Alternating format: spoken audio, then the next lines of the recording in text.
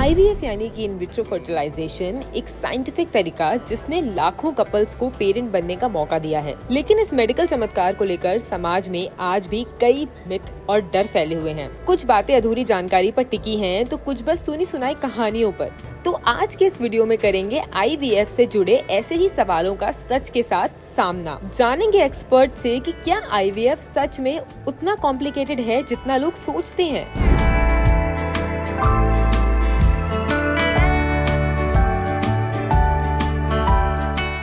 सबसे पहले तो यदि कोई भी प्रेगनेंसी चाहे IVF हो चाहे नेचुरल हो रिस्क से जुड़ी हुई है, यानी कि जो बेबी में प्रॉब्लम है वो 1 to 2%, 1 से 2% ज़रूर होगा।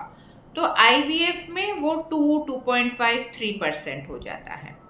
Second is miscarriage rate. Normal pregnancy में भी 10 से 15% मिसकैरेज रेट हो सकता है, वो IVF में 15 से 18% और ज़्यादा एज में ज़्यादा परसेंटेज भी हो सकता है।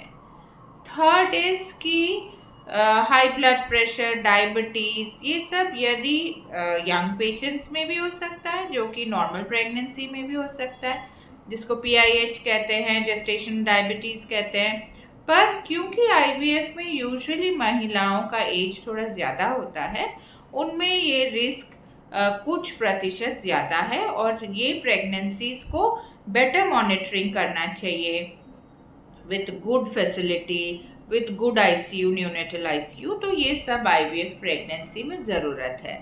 बेड रेस्ट का ऐसा कोई मैं कभी भी नहीं बताती हूँ, पर yes, normal activity, extra activity, ज़्यादा ट्रैवलिंग और ज़्यादा स्ट्रेस लेना, ये सब बिल्कुल नहीं करना चाहिए। बट ये भी नहीं कि बेड में 9 मंथ्स लेटे रहना है, बिल्कुल नहीं।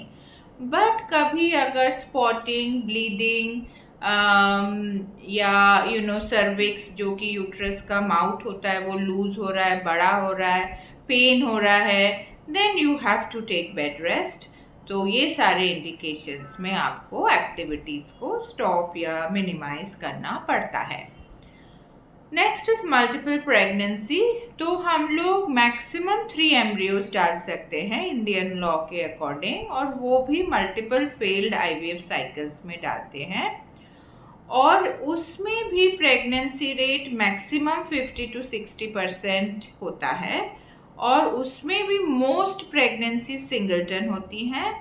अगर हम ज़्यादा एम्ब्रियोज डालेंगे तो 20%, 10 to 20% मल्टीपल प्रेगनेंसीज हो सकती हैं।